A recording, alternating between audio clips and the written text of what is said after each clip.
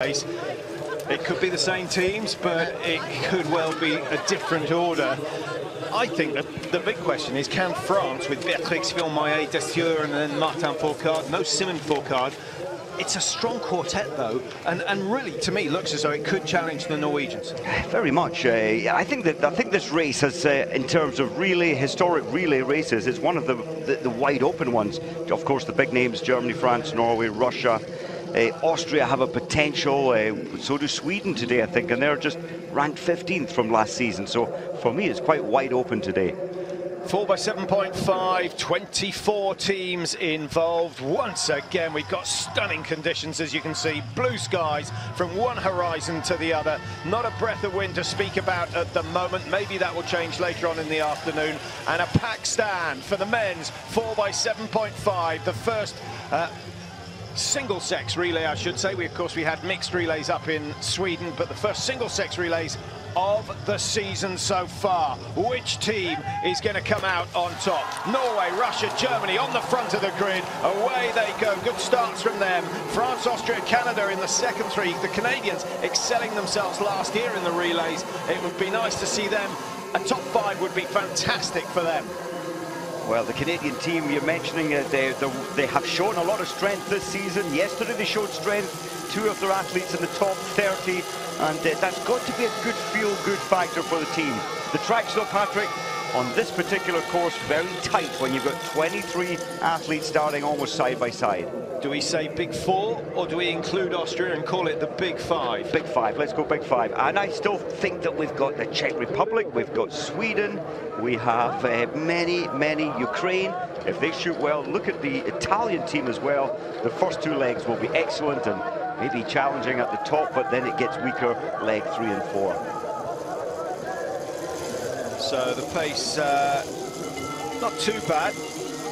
Everyone able to stay with it at the moment, as you'd expect. It's really on the second lap that things start to wind up.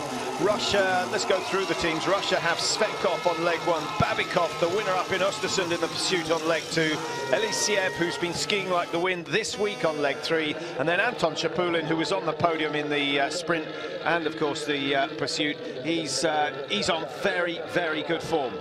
He certainly is, but when you look at the Russian team, only, what, 7 months, 8 months ago, the last of the relay competitions, which was the World Championships, the Russian team finished 6th. I think we've got a very new-look Russian team this season, and at the moment, leading the way for Svetkov. Well, new look. There's no doubt that they have more ski speed in the team than they've had for a decade. Yeah, this is like the old Russian team of the 90s, early 2000s, dominating a lot of the races. Now Norway starting with Lars Hegler Birkeland. Uliana Bjorndalen gets a place in the team. Bjørntegard goes, Svensson goes, and those of you who know your biathlon will realise that both Johannes Tingis and, well, of course, Terje not here, but the Bow brothers absent from the relay team. Long time since that has been the case, and so a slightly weakened team. They could do with the ski speed of Johannes Tingis. He's looked okay, Mike, but that last lap of the sprint, I think, will have concerned many.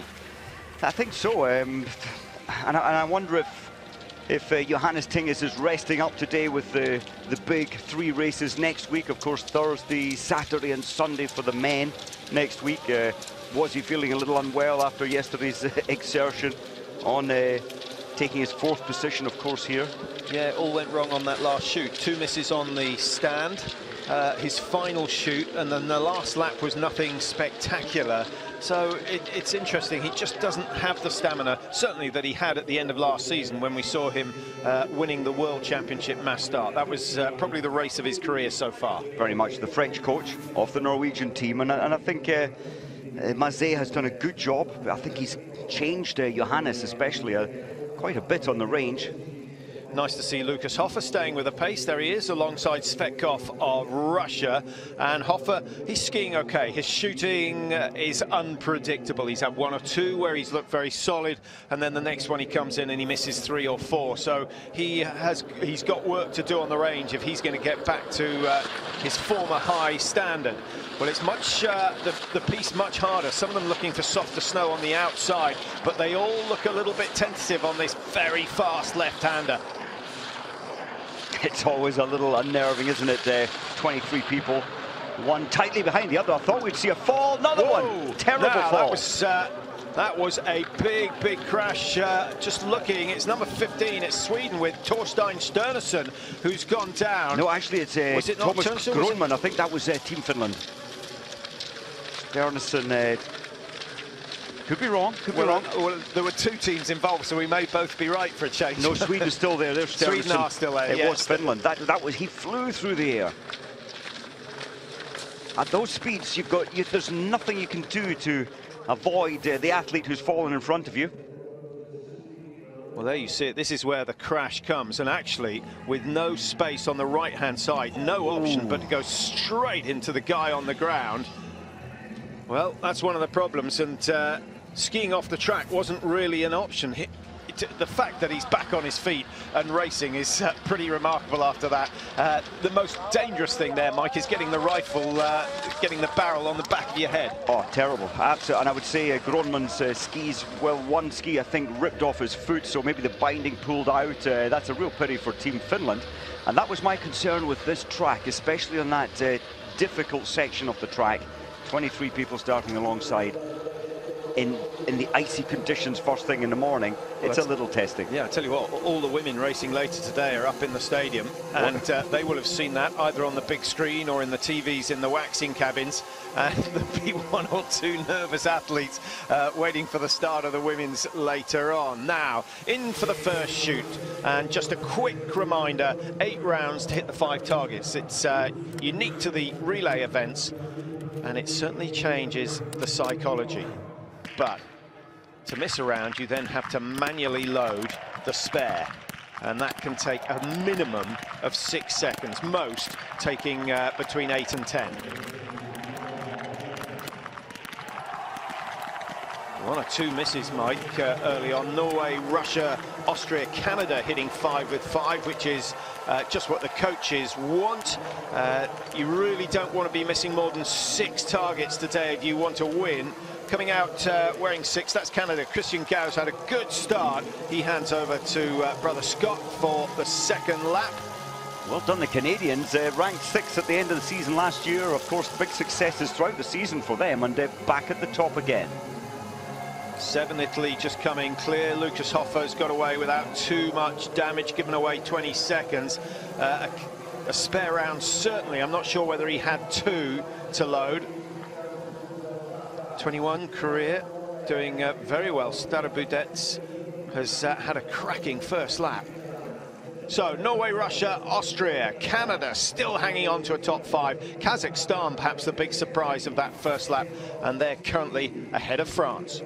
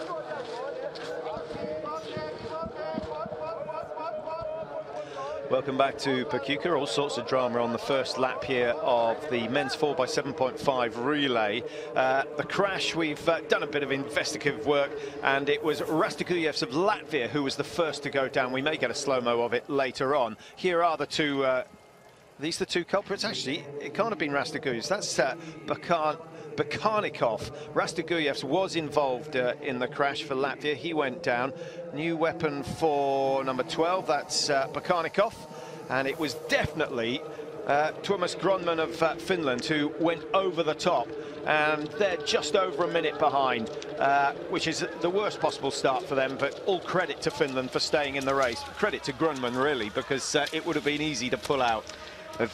I think he's done incredibly well. Gronman only 1 minute 11 behind after the shoot, but as we saw, the Belarus athlete, he had to pick up the team spare rifle, and it should have been setted. You have to zero your eye for that spare rifle that has to cater for 4 athletes. Wasn't zeroed. He only hit 2 out of the 8 shots, so 3 penalty loops for Belarus. Well, I suspect, Mike, that actually it looks as if only 2 were involved. I think Rastaguyev's must have been involved as well, because he's had problems. So yes, I think he snapped his pole. Maybe he snapped his rifle. He's missed 1 target, unusual on a very calm day for shooting. Rico Gross looking calm. His team currently lying in Germany with 3 misses early on, down in 16th. His former team, I should say, his team, the one he coaches, are lying in 2nd. Svetkov's had a cracking start, looked very solid on the range, and actually Svetkov going ahead of Norway now to lead the way on lap number 2. Mesetic in there. This is where we had the fall first time round. The top teams, no problem at all. When you're spread out 5-6 meters and you've got the full track to play with, it's not too bad. Yes. But when you're side by side with someone, you've obviously got half the space to play with, and if you're on the outside and there's nothing but rocks on the outside of the track, then it does make it, 1, a nervy experience, and 2, much more technical. And that's why, well, Svetkov at the front, he really pushes the pace to the top of the high rise to make sure that he is first. He's done it twice now, so that he's got a clear run down that descent. Canada dropping from 4 to 6 on this loop, but they're still only 3 seconds behind, so nothing to worry about there. It's tight. 12 positions, 16 seconds, and Dolder of Switzerland still hanging on in there. A lot of the teams putting their best first. No Freddie Lindstrom racing for Sweden, team 15, so that's an interesting development. I think 1 or 2 of the athletes are tired. A lot of the cross-country skiers actually, Mike, ill early season. You know, we're missing the likes of Nortig and sitting out a lot of World Cup races. It seems to be because they come into the season having done a huge volume of training and then back off a little in the week leading, 10 days leading into the championship. So the body has been quite depleted, and I think very susceptible when you're then flying down to the Alps to pick up any bugs that are going around. Hey, what did you make of Muzz's result? Andrew Musgrave, 15th in the 30k at Davos. What a start. I mean, 3 big races at the start of the season, a 10th, an 11th, a 15th. He's at the sharp end. Yeah, that's great. 2 minutes off the pace of Sundby in the men's 30k yesterday in Davos. Now, shoot number 2. Stand position of course. Only 2 shoots for each athlete. Again, 8 rounds, 5 targets. The leader will hit all 5 at the first time of asking. Mistake from the Czech Republic. Schlesinger on course for them at the moment. France, Austria, Norway all missing, and Russia are going to capitalise. Ukraine going out with them, and Canada again shooting clear. Their brief before the race has to have been just focus on the targets, get a good score, use 3 or 4 spare rounds in the whole race, and you're going to be up there in the top 5 or 6. They know that, and they've so far executed it to perfection. Austria, 3 misses from Mesetic, and if he misses this one, he's on the penalty loop. Oh, he's got an extra 150 meters. I can't believe he was put first. He's the slowest skier in the group. Maybe they wanted the weakest leg out first, but he tried to live with the pace. He's not quite fit enough at the moment to live with that incredible pace at the front, and that's why he couldn't breathe shooting in the stand. So Austria from 1 second behind coming into the shoot. Well, they're not even in the top 10. Mesetic isn't off the loop yet, and so the margin, here he comes. Well, we'll pick up on that as he comes through. He's dropped from second down to 18th, and he's now 51 seconds. So that cost him 50 seconds in all, Mike. 4 misses from the 8 shots. Yeah, as I said, a little surprise. Rico Gross has to be delighted with the 23-year-old Svetkov. Yeah, Svetkov's done really well. He looked pretty sharp up in Östersund. hitting all 20 in the pursuit there. And for me, apart from the very first lap, he matched Martin Fourcade stride for stride. So that shows that he's got some potential. And just think, 9 months ago at the World Championships, Svetkov did start for Russia at the World Champs. He handed over in 11th place, had the perfect shoot again. He's so reliable on that trigger, on the rifle. But it was his ski speed that let him down. Not anymore. Ukraine, they lift the game. They're one of the best shooting teams, I would say, men and women, in the field of biathlon. Yeah, when they used to have the team event, Belarus were the team that was strong in all team events, relays, and the team event, Mike, 4 racing at a time. Yeah, that was, when did that finish? Maybe well, 99? 20 years ago almost. It was an interesting event, but over 20 kilometers, I think you just hurt one man. The weakest link is the pace that you can go at, and it didn't make for very exciting racing. You weren't allowed to tow your weakest man? No, you could shout though. No, you couldn't, no. I see a lot of top running teams use just a little bit of elastic between the fastest and the slowest. All it means that you go at average speed rather than at the speed of the slowest. I think it's a cracking idea. On skis, there might be a health and safety factor, but certainly if a team is about teamwork. Well, it certainly would help, wouldn't it? Look at the chasing pack. Björklund must be disappointed for Norway. He had a good performance yesterday. He's had a good start to his season, but messed up on the stand shoot. So after the second shoot, let's just give you some idea. Russia, Ukraine, Canada were the top 3. Italy, Bulgaria, Norway 4, 5, 6. France were down in 7, only 20 seconds behind. Just behind them, Kazakhstan, Estonia, Sweden 28, and the Czech Republic at 28 seconds, still in it. But Schlesinger with 3 spare rounds used on his effort today. He knows that's 3 too many, to be honest. Dobzan of Slovenia down in 12th, and Eric Lesser of Germany over 30 seconds off the pace. That's not the sort of performance we expect to see from the Germans. I think where would you put your slowest skier? I mean, this is an extreme hit of pace on the tracks here in Pokljuka. I think if you put your slowest man in leg 1, they're under extreme pressure to stay with the pace, which they're trying to do, but it's really messing up the shooting now of the slower skiers. And, well, and I think a big risk for the team. Yeah, it's difficult psychology, isn't it? But if you use your main man first, the first leg in biathlon can so often be at a much slower pace. The first lap, yeah. The first lap, certainly. So that's a third of the race gone, and no one's pushed their limit anywhere near 90%. So maybe that was the thinking. Yeah, maybe. Look at Hofer. We thought the Italians would be up there within the medals for the first couple of legs. Well, at the moment, of course, it's the first leg. Yeah, they put their best 2 first. Hofer, then Dominic Vindish. Vindish, who had some great results out in Canada at the end of last season. See how he gets on today. Russia have pretty much blown the field apart on this last lap. And with Babikov taking the second leg, he had the 3rd fastest ski time yesterday. His form is pretty good. They're unlikely to lose it. But I don't think we'll be the only ones who are a little bit uncomfortable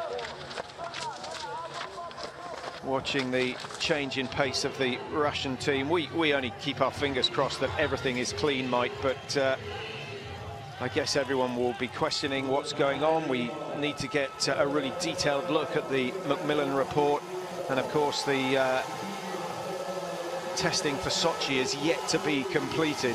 That might be a little bit revealing. So it's Russia who lead. Anton Babikov now on course, who has already got a World Cup win under his belt this season, the Rookie of the Year last year. Second place goes to Italy, Lucas Hofer, his best race of the season so far, and it's come in a relay. Well done to him. Ukraine 3, France 4.3 behind, so in a very strong position as Quentin Fillon-Maillet takes to the tracks. And if France can stay within, what, 15 seconds before the final leg, then your money would probably be on them winning, because Martin Fourcade is on the last leg. So good job done by Svetkov. Babikov starts steady. Doesn't look as though he really wants to lead all the way around. It's very tight, only 4.3 seconds back to 4th place, chasing Babikov, the French team. France 4, Bulgaria 5, Canada down in 6, only 13 behind.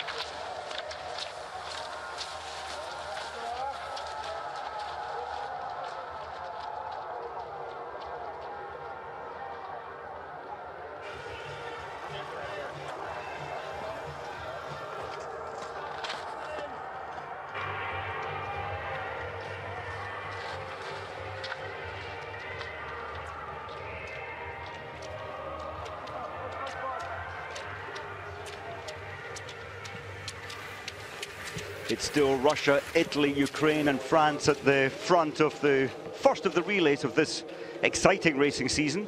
The tracks to Pokljuka, they're not the widest because of the lack of natural snow, the machine-made snow, and a nice little tongue all our way round the forest. And it looks to me like Babikov is holding back a little, so he started fast and now realizing he's not going to get rid of the chasing three, but an opportunity for the next pack of four, some 15 seconds behind to close in. Well, that's an interesting tactic, isn't it, Mike? Because what he doesn't want is this group of three to get anywhere near the leaders. But if he slows the pace, that's exactly what's going to happen. If they get down to 4-5 seconds behind before the first shoot, then the pressure is back on. And I guess once you've established a 15-second lead over a group, you want to capitalize on that. Oh, I think so, yeah, that's the whole aim. Your team orders will be hold that lead or hold the big gaps, put those chasing at a disadvantage. Matty Dorfer, now he looks like a man who's using poles a couple of centimeters too long. What's your equation for calculating the length of a skate pole? Well, I think so. The height of the athlete standing with their boots on, I think certainly coming between chin or lips and nose, or chin and it depends on the terrain. On a hilly terrain like today, I would use slightly shorter poles, like 1 centimeter. Yeah, but up to, with the handles coming up to about the nose. Yeah, I've seen a couple of reports, some saying your height minus 15 centimeters, some saying your height minus 20 centimeters. Would you buy that? Yeah, I would say minus 15 would be more accurate for skating. Height minus 15. Well, look at Italy making a move to take the lead. I thought Babikov was playing gentle, just probably trying to save it for the shooting. Don't want to be overexhausted coming in first time. Well, the French will be delighted with the way things are going at the moment. Italy just going ahead, and Dominic Landertinger, he's not intimidated by the athletes around him. Norway with a bit of work to do. Uliana Bjorndalen 17.3. When Bjorndalen came out of the range, he was 13.6, so losing ground to the leaders. And that's really due to the fact that Dominic Vindish has picked the pace up. And Norway, no Johannes Tingesbo on the last leg, which would have been pretty handy. Very much. It's still a good Norwegian team. Birkeland has been performing brilliantly, felt the pressure the last time. Bjorndalen, we know he's reliable and has been for the last 21 years of World Cup racing. Bjorntegard, fourth fastest on the track yesterday, but his stand shooting, I feel, lets him down. Now, a lot of these athletes, Mike, will have done 3 races in 3 days. What's the difference between that program and the one where you have 3 races in 4 days, or sometimes you get the luxury of 3 races in 5 days? It's such a difference. That 1 day of recovery, your muscles need it, your mind needs it, your whole body needs that day's recovery. You could say, well, they've got another 3 days before the next race now, days off with travel. It's a tough life. Here we go. Shoot 1, leg 2, prone position. Russia, Ukraine, Canada, Italy, the leading 4 teams. And France in there on lane 4 at the moment. Canada actually just dropping back to that second group. Ukraine 5 out of 5 again. Russia with, I think, their first miss of the relay so far, coming from Babikov. The target's down, but 7-8 seconds wasted, and it means that Ukraine are on their own. Artem Prima took the first leg, Sergei Semenov on the second, so I think it's fair to say they played their trump cards early on, just like the Italians. If they're going to hang on in there, they need a massive lead. 30-35 seconds would be handy before the start of the third leg. And even that might not be enough. Bjorndalen, Mike, he's got it back to 13 seconds. Good solid shoot from him.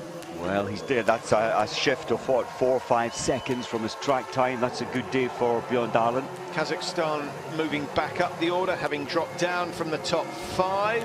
And they might just scrape into the top 10, heading out of the stadium now. The Czech Republic with Krupchik are there. Kazakhstan in 11th, just behind Switzerland and Benny Vega.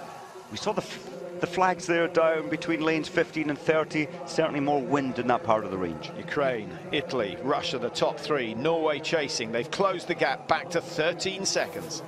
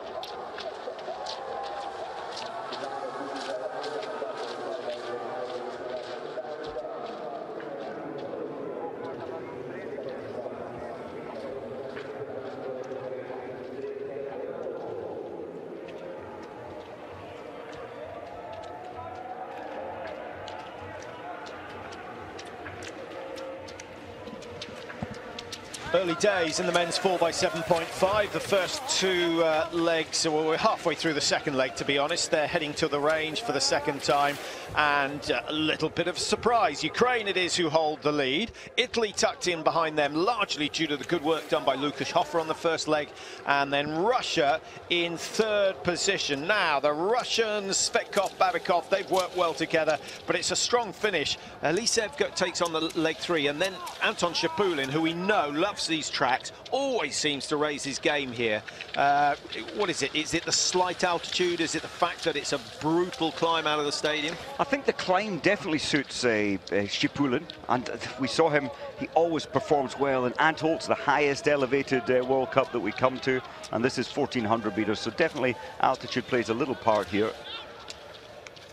Madi Dorfer skis a little bit like Benedikt Doll. Doll taking the 3rd leg. Doll is skiing very fast indeed. For me, he's in the top 3 in terms of ski speed so far this year. You're spot on, he certainly is, and shooting well, of course, yesterday. From 21st, he shot badly actually yesterday. From 21st, he started down to 22nd. Well, 3 days of clear skies has burnt away some of the snow cover that we had. The track's actually still in very good conditions, considering this is the tricky corner. We had a bit of a mini pile-up, let's call it, on the very first lap. Let's hope it's not going to happen again, but all the athletes will be aware of that corner. Everyone actually testing it this morning in training just to see what the conditions are like. And it's sounding to me, Mike, as though it's getting more and more glazed as more athletes go around that right-hand turn. Very much. I'm really surprised. The team orders for Italy, for Russia, have not been right. Come on, pick up the pace here. Bjorndalen's managed to make contact with this group. They've been going at Shemenov's ski speed, which isn't the fastest. Really has slowed the pace down. Well, Babikov's not looking quite the same man as he was in... I think it does. I think you create more lactic acid when you're using stomach, back, arm, the small muscle groups, rather than the major muscle groups of the legs. And of course, when skating came in, the theory was use the arms more, so ski poles were equal to your height, and it just didn't feel as good. It doesn't feel, you don't get the feeling through your legs quite as much. Yeah, I sometimes feel that if it's an easy course, generally flat like a Loppet course, then longer poles are better. When you've got a steep climb like this, you want to be able to tempo up, so just go that little bit shorter. But what, 300 quid a pop? You can't afford to have too many in the cupboard. Now, we have 5, having had 4 leading on the first range, and the team that have joined them is Norway with Ole Einar Bjorndal. He is in lane 4. We've got Italy in lane 1, Russia, Norway actually in 4. There's Ukraine in 3, and France, or is that France in 3? It's France in 3, Ukraine in 5. Great job from France as well. Phil Maillet, 5 out of 5. He shot badly yesterday, put it right today. Yeah, Bjorndalen paying the price, closing that 13-second gap, and those 2 spare rounds will cost him 13 seconds. So maybe different tactics would have been advised, but at least he gave himself a chance. He's now thrown another one wide, and if Norway miss this, they're on the penalty loop, and their margin will increase. Well, it doesn't. That's we don't have to worry about that at the moment. Now, is Germany going to come back into it? Dorfer on the range for them. 4 out of 4. Lots of Germans have come down. He gets a big cheer as target number 5 falls. That's a really good shoot from Matty Dorfer. The pressure was on. Clement Bauer, sorry, the crowd going mad. He got 5 out of 5 in the stand. Yeah, the crowd have enjoyed his performances so far. In the sprint, he looked great. Hit 10 out of 10, a rarity, but well done to Bauer. I hope that means that this season he's going to be able to hit some of the standing targets, because when he gets his ski speed up to his very highest level, he will be a challenger for podium finishes.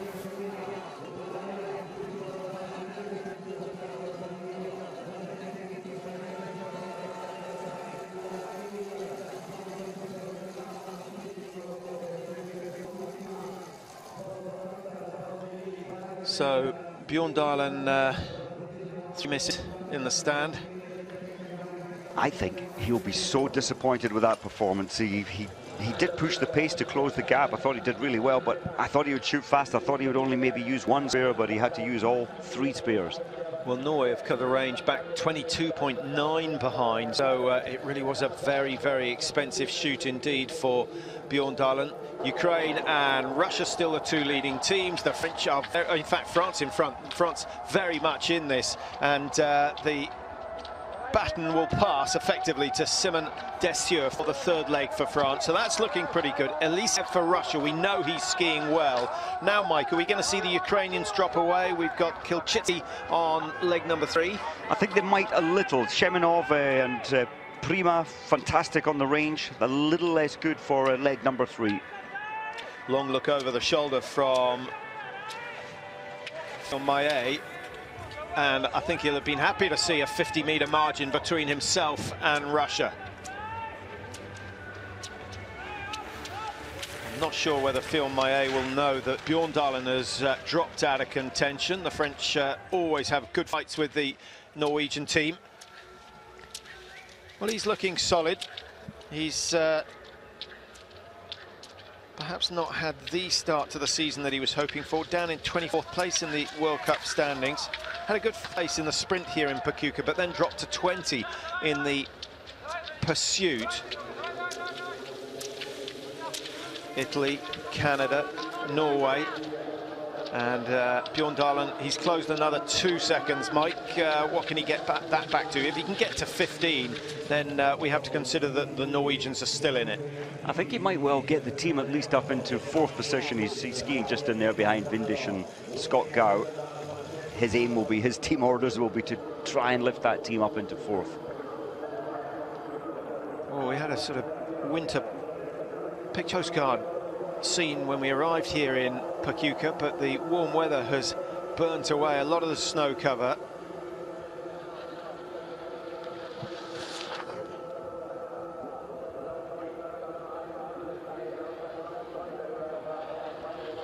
Well, Babikov, I think, Patrick, with his efforts yesterday over the 12.5 kilometers, he had the 3rd fastest ski time. He's not quite that punchy today, and that often happens. You really dig deep on one day, you haven't quite got the same spark. Small margins, but not quite the same punch next day. Well, that comes back to the conversation we were having about the intensity of racing 3 successive days. It really does affect the best athletes most, because they're the ones you assume are fighting harder for their position when there's a possible win on the line. Would you rather it was always a 4-day programme? I would say a 4-day or sometimes even a 5-day if it can be fitted in. We used to do that. I think we're doing that after Christmas in Ruhpolding. Bjorn Dahlen from 22 to 18, so a 4-second gain. He's undoing a little bit of the damage done with those 3 missed rounds on his standing shoot. And of course now they're racing back to the exchange. Number 3 is waiting for Russia. That will be Matej Elisiev. And then for French, it's going to be Simon Dessieux, who has to try and keep this going. Remember the last time they raced here, Russia won with Germany in second, Austria with third. Now, what's happened to the Austrians? We were expecting to see them do something. They're not in the top 9. And last time we saw them, I think they were down 11-12. You're absolutely right. Still running 125 behind. Misetic, you said, round the penalty loop. It's been difficult for Landetinger to pull much back. The other big teams dropping away. Sweden really featured so far. They haven't. I think without Lindstrom, one of their key men, it's a difficult day for them. So away go France. Is this going to be a triple win them? Of course, Martin Fourcade, having never won here, he's already notched up 2 victories. The icing on the cake would be a French victory in the relay. I'm not sure which means more to him, but he's certainly a team man. He is. He will always race in the relay. He won't sit out. He wants his country to win in the relay as well as himself winning in most other races. Yeah, that's nice to see. That little strip of snow on the left, of course, is the finish. So, and from there, actually, Mike, you can see just how short that finishing straight is. With Shapulin and Svensson yesterday, we were debating whether there was enough time to overtake. I think I have to say, I don't think there is. I think you need to be level with the man you're trying to overtake as you hit the bottom of that little hill. It's a nice little dip. You can get a little catapulting effect, I think, if you're slipstreaming. Away go Germany. 32 seconds behind after the first leg, 53 behind after the second leg, and contending with Switzerland. That is not the scenario that they were expecting today. Slovenia go out with Clement Bauer having done his job, and another good ski from Clement Bauer. Take note of the shooting scores as well as their positions. France missing 4, Russia 2, Italy have only missed 5. Canada have yet to miss a target. They had a fabulous day.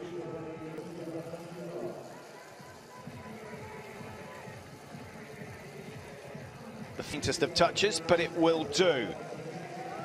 Babikov has done his work. Elisiev is now on course. He's been skiing well so far this week, but what does that mean? If he's in the same sort of state as Babikov, we might see him struggle to contend with the speed set by the French up front.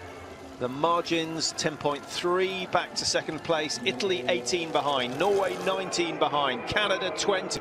Very, very tight in the minor placings. And we've got 6 teams in the top in the first 21 seconds. And then there's a 30-second gap back to Slovenia, Germany and Switzerland.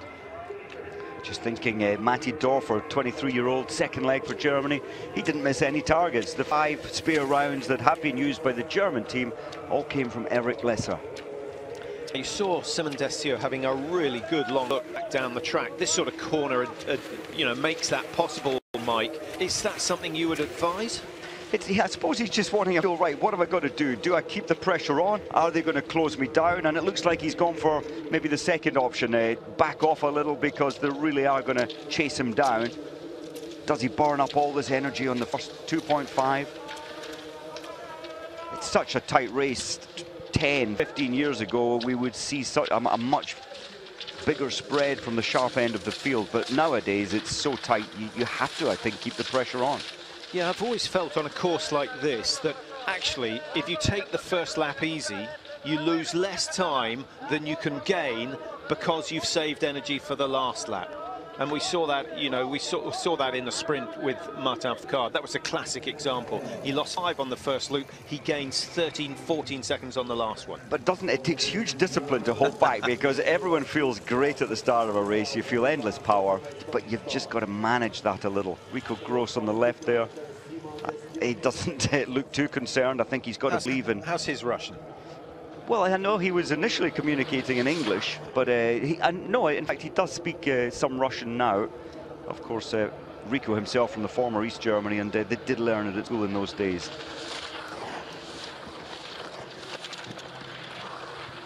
Well, this is the chasing group, led by Russia. Norway have got themselves very much back into contention. Erlend Bjørntegard is on. Emil Hegler Svensson on the last lap. We could have a Svensson-Schipulin battle again, but throw into the occasion Martin Card. And for Italy, of course, we've got Bormolini. But, Mike, I'm not sure Simon Schemp's going to get a look in, because the German's still over 50 seconds behind. And that must be too much. It's a huge margin, but the thing I love with the relays is that not only, I know it's an easy day on the range today, but the pressure then begins to build up a little. You can let your team down and you feel that pressure as an athlete. Doesn't matter letting yourself down, but the pressure of letting others down seems to affect some people in the relay. Sure, but we could do with a bit of wind to put in the mix just to liven this relay up. Spice it up. I agree. Nice to see the terrain here, and you can just get a feel for these fast undulations, and it's a course where you're not resting much. You have to work around every part of this course. Legs are being worked all the time, but you can recover your breathing into the range. Just a little, not much. 23 seconds worth of recovery. It's not huge. Simon Dessieux for France. France missing just 4 targets. Canada still holding on to their brief to hit every single target. That it might give them a podium finish if they continue the way they've started. Little bit of breeze blowing from left to right, looks as though it was affecting lanes 1, 2 and 3 more than the rest. We'll keep half an eye on that, but it's died away now, and now the wind seems to be in the middle, so it's swings and roundabouts.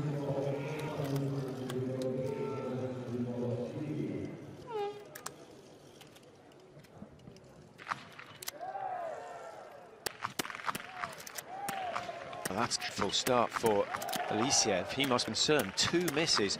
Norway with Bjørntegard have missed 2. What's going on there? 3 misses for Russia. There's got to be an issue. Well, is he on the wrong target? What's going on? Well, he can't be on the wrong target. Otherwise, we'd see the Norwegians' targets falling. I'm amazed. Alisiev hit 10 out of 10 in the Prone yesterday. And it started so well for Canada. They're now in danger of going on the penalty loop. The Italians are moving up into the podium positions again. Russia are on the penalty. Norway are in severe danger of joining them. What has catastrophic? Well, we wanted a bit of drama. This isn't what we were expecting in these conditions.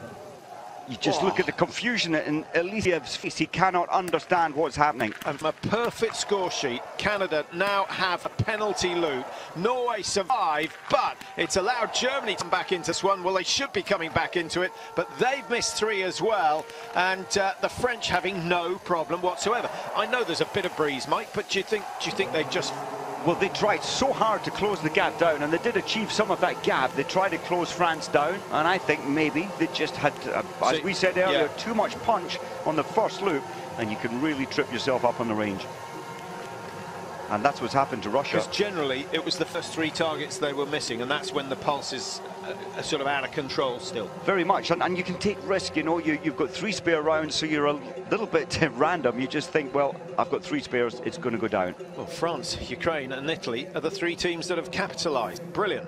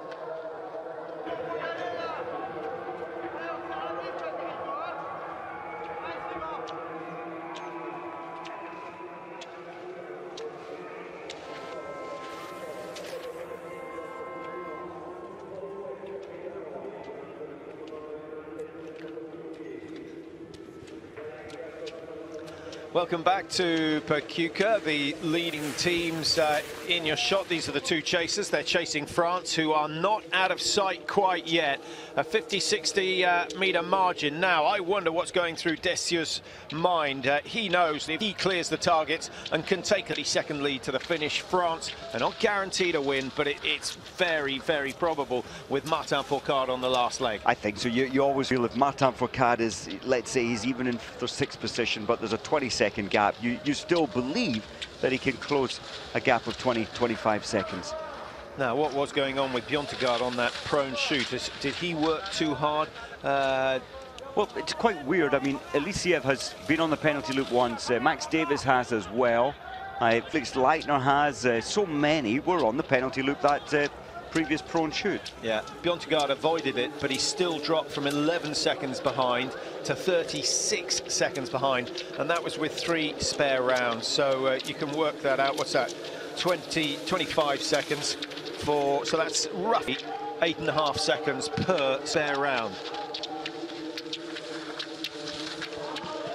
Benedikt Doll, 46. Watch that time. He should be able to close it. They don't have any option now, Germany, but to go flat out. They've got to risk finishing down outside the top 10 if they want a chance of finishing in the top 3. They've just got to go hell for leather. 13, the Czech Republic. Andrej Moravec looking very smooth. I think the Czech Republic must feel pretty good. They're only 1:13 off the pace, 6 spare rounds. Without a doubt, Ichmar going next. He's really on fire this season. What about the Czech women? Have they got a chance? I think with certainly Kukalova going well. I think they have. Shavatova's coming into good form. Yeah, I think they have a very strong quartet. They shoot well. And, that's coming up later on this afternoon. Ukraine excelling themselves, as Mike said. Generally, they get it together when it comes to the team event. Pedrushny is on the last leg for Ukraine. Here come Norway. Biathlon left. Last time we saw him, he was 36, so he's eating into it a little, but every second he takes off, he increases the chances of missing in the stand position, which is coming up over the next 2 or 3 minutes. France will get to the range first, no doubt about it. Simon Desieux looking solid. I think the biggest surprise at the moment for me is Italy, still up in 3rd place. I would love to see them remain on the podium at the end of the race. Montello did nothing wrong first time in to shoot, but can he hold his nerve at this in the closing stages, the stage where there is more pressure when you come into the range? 24-year-old. He only finished 75th. That's my worry. 75th in the 10-kilometer sprint, missing only 1 target. So on paper, he's really hurting out there with the ski pace, and that might not help his stand shoot.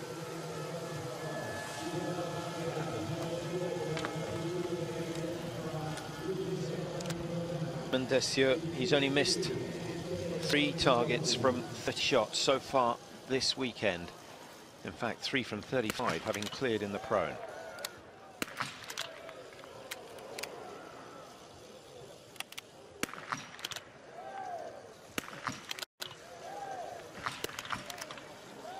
Well, that certainly opens the door for Ukraine and Italy, and I think it would be on Ukraine capitalising, but even they can suffer with the nerves. One gone wide.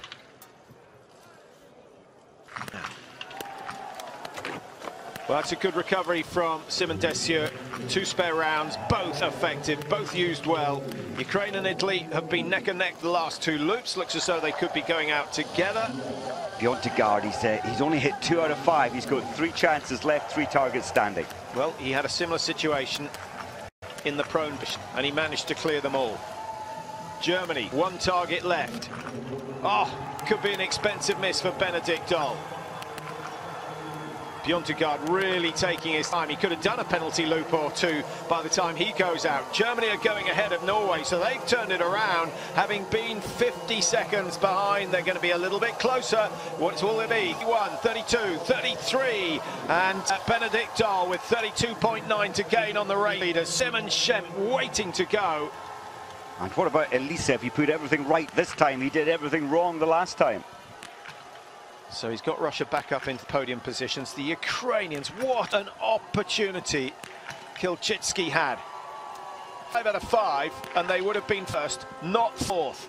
Benedict Doll, 32.9. He's quick. He could get that down to 25, and then Simon Schempp has a slim chance, certainly a chance of getting on the podium, but can you see him taking 25 off Martin Fourcade over 7.5? Oh, it's unlikely, isn't it, the way that Fourcade is performing? But the strange thing is that we're seeing some pretty poor shooting in very good shooting conditions. Yeah, Germany have missed 10, Norway have missed 11. Two teams that you would expect to be in single figures come the end of the relay.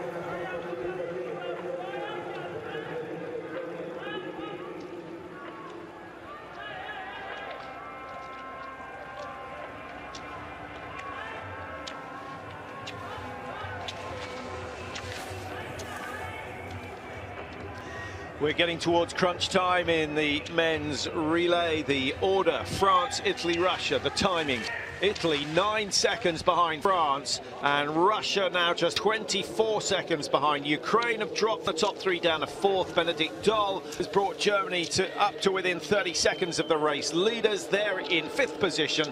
Canada have dropped to sixth. They've not had a good third leg. Max Davis really too loose with the rifle. Leitner of Austria keeps them with a slim chance of a podium. They're 48 behind, and the big surprise of that last shoot, Bjørntegard of Norway dropping down to 10th position. Well, here's Benedict Doll. He came out in fifth. He's gone ahead of Ukraine. He's gone ahead of Russia. He's got Germany up to third. Incredible. Eliev's still there. He performed so well on the range this time. Pulled back another 20 on the range from the lead time. Yeah, Eliev looking very, very relaxed, actually, in behind Benedict Doll.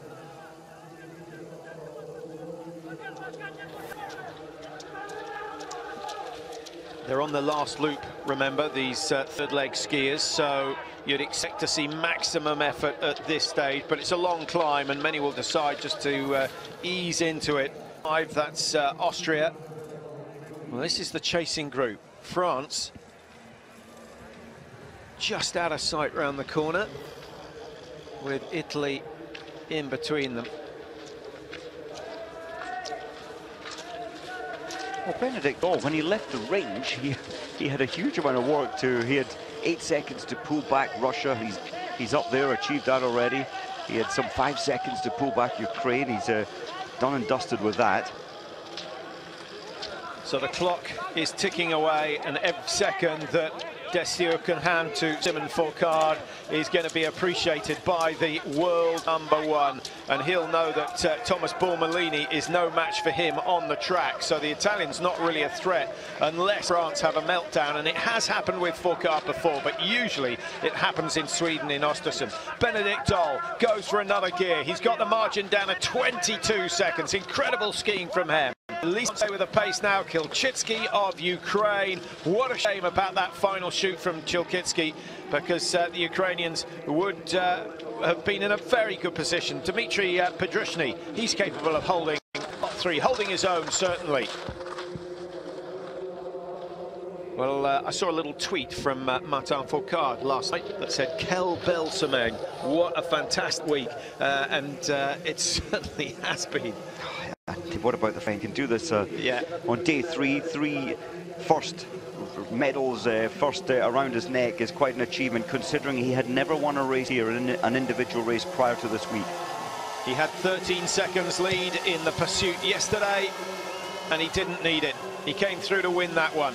Will he make it 3 out of 3? He's just so smooth on his skis, so well balanced, and this season so strong. Yeah, very strong.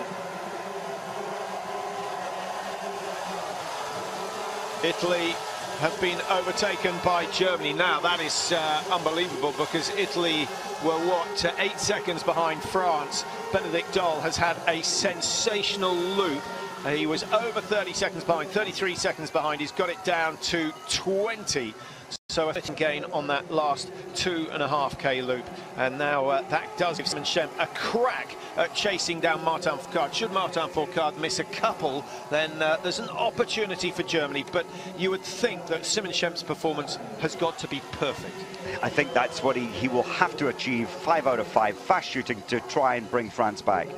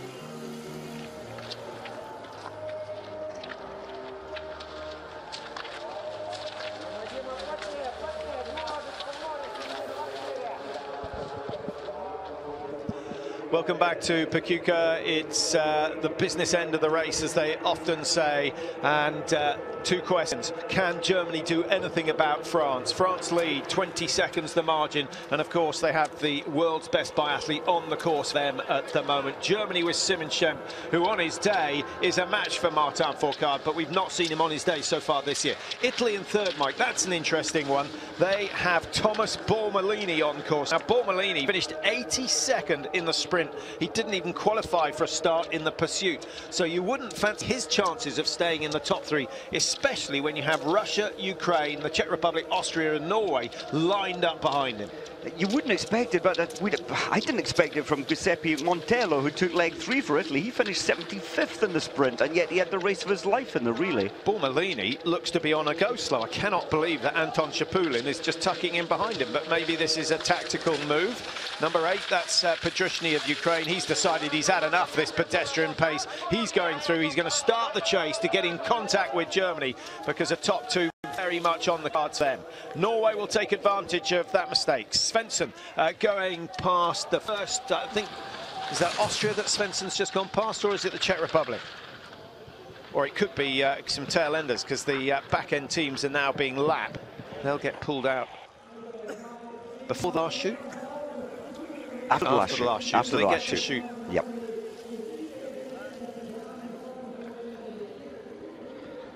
Now, time margins back to Germany.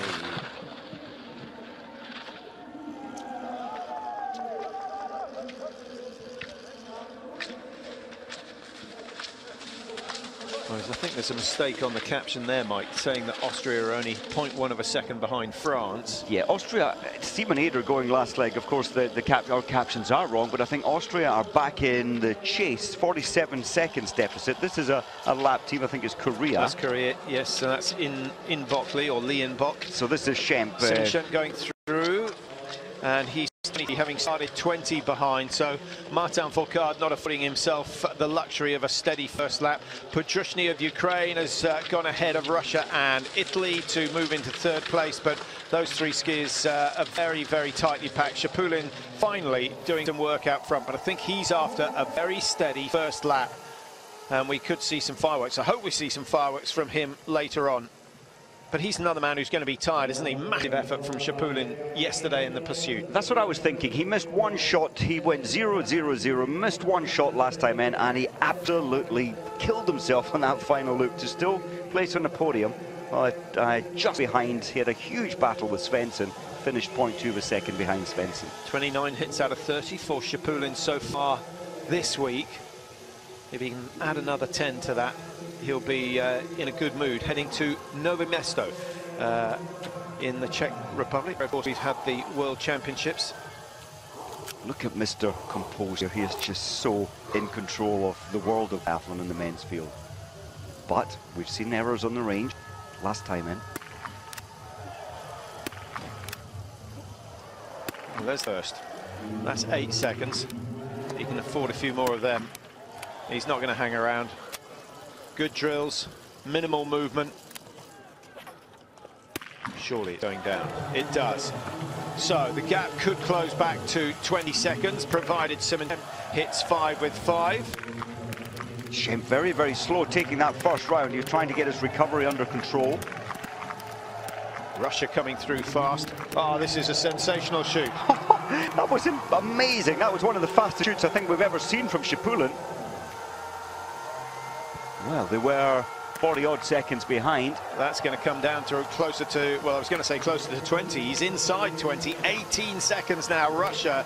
And Ukraine really missing their opportunity again, but actually it went wrong on that second shoot of the third leg for the Ukrainians. Otherwise, they would be putting pressure on France at the moment.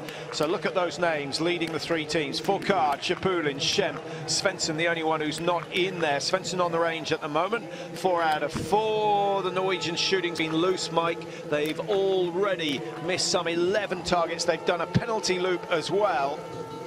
It's not good enough. You can't. Look at the French scoring at the moment, 6 spare rounds. Ukraine, they've only used 5 spare rounds. I mean, it's amazing to think that if Norway had put Johannes Tingesbo in there, you would have expected them to be challenging France. I think so. Hey, when you take that name out of your front four, you're certainly not going to play quite as well, maybe losing some 40 seconds. Well, let's have a look at the top 9 for some bizarre reason. And France with only 7 misses so far.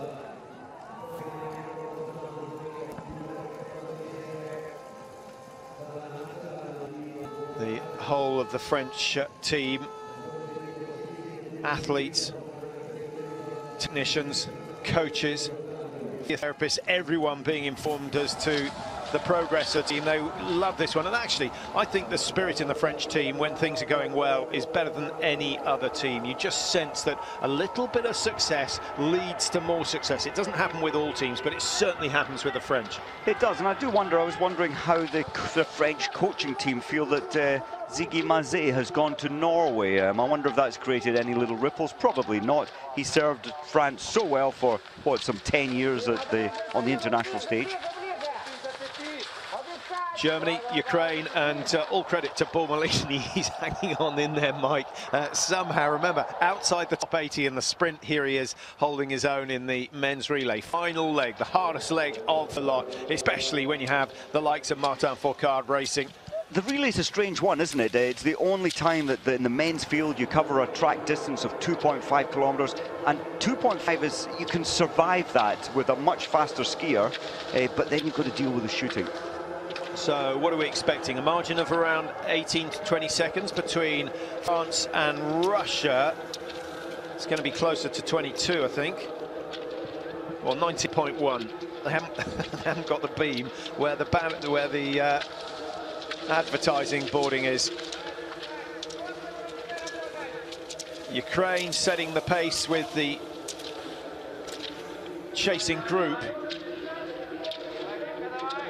34, 35, the time margins. Great battle for third place on the podium. I think that's what it's going to develop into. And Fourcade with 19 seconds to play with, Mike, he can afford 3 misses in the stand.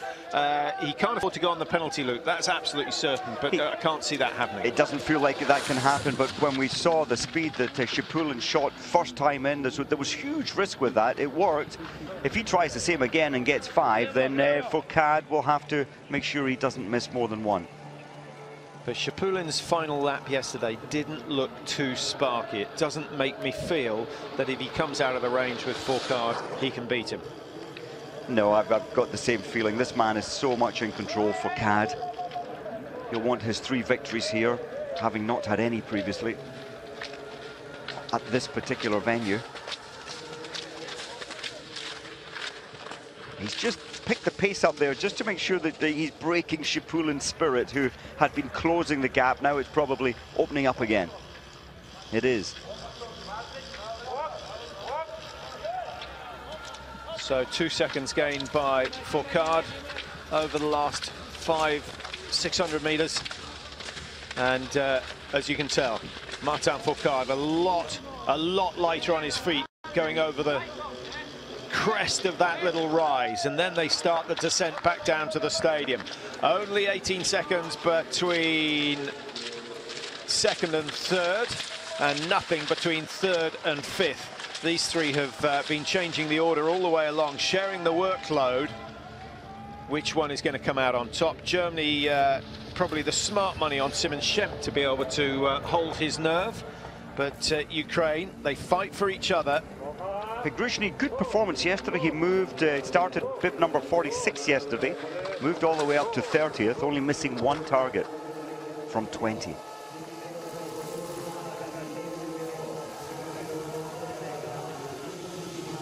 He will have the range to himself for some 21 seconds.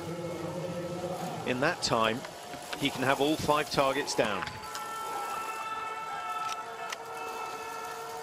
Watch the stomach. You can see the number of breaths in between. It's remarkably still. He usually finishes in style.